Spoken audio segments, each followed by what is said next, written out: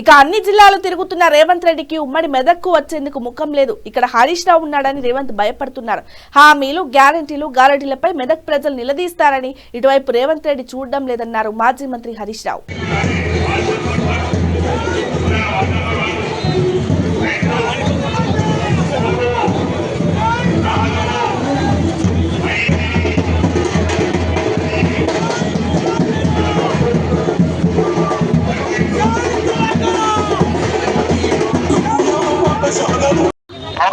గడ్డ మెదక్, ఈ మెదక్ల ఈ పిట్ట బెదిరింపులకు ఈ చిల్లర మాటలకు ఎవడు భయపడు. నువ్వు మంచితనంతో గెలువు, ప్రేమతో గెలువు, మాకంటే మంచిగా పని చేయి. అరే మెదక్ రైలు తెచ్చింది మేం, మెడికల్ కాలేజీ తెచ్చింది మేం, జిల్లా చేసింది మేం, కలెక్టర్ ఆఫీస్ కట్టించింది మేం, అద్భుతమైన రోడ్లు వేసింది మేం. మీ గవర్నమెంట్ వచ్చి 2.5 ఏళ్ళైంది. ఒక్క బిల్డింగ్ కట్టిందా? ఒక్క బిల్డింగ్ కట్టిందా? ఒక స్కూల్ కట్టిందా? ఒక కాలేజీ కట్టిందా? ఒక దవాఖానా కట్టిందా?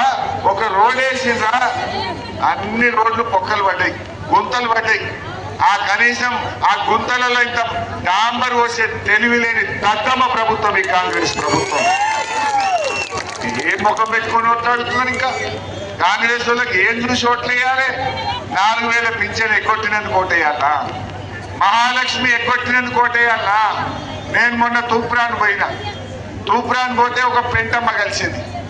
పెంటక్క నేను పోతుంటేనే చేయి పట్టుకున్నది. ఏందక్క అని అన్నా. ఏళ్ళే మొన్న కాంగ్రెస్ వాళ్ళు వచ్చిండ్రు, 5,000 ఇచ్చిపోయిండ్రు బిడ్డ అన్నది. అరే గట్లెందుకు తీసుకున్నావు అక్క? 5,000 తీసుకోవద్దు కదా, తప్పు కదా అని నేనన్నా. అది ఏమంటే అంతటా పంపించట 5,000 మరి నాకు ఇస్తే నేను తీసుకున్నా అన్నది. నీయ తప్పదు కదా అక్క, అన్నం పెట్టిన కేసీఆర్ని కాపాడుకోవాలి కదా అన్న. అంటే ఆ పెంటమ్మ ఏమన్నది, బిడ్డ నాకు ఆయనతో తెలియదా? నా బిడ్డ పెళ్లికి కళ్యాణ లక్ష్మి ఇచ్చిండు, నా బిడ్డ కాన్పుకు పోతే కేసీఆర్ కిట్ ఇచ్చిండు, నేను బీడీ చేస్తే నాకు 2,000 పింఛన్ వస్తుంది, నేనెట్లా మర్చిపోతా కేసీఆర్ నువ్వు అన్నది. మరి 5,000 ఎందుకు తీసుకున్నావని నేను అంటే నాకు తెలియదా?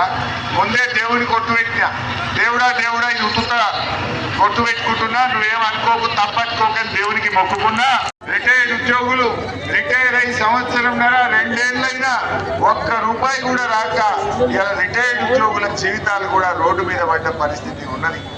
ఇలా ఎవరిని మోసం చేయాలి? రైతులను మోసం, మహిళల్ని మోసం, విద్యార్థులను మోసం. చదువుకునే పిల్లలకు 2 ఏళ్లకెళ్ళి ఫీజు రియంబర్స్మెంట్ వస్తలేదు.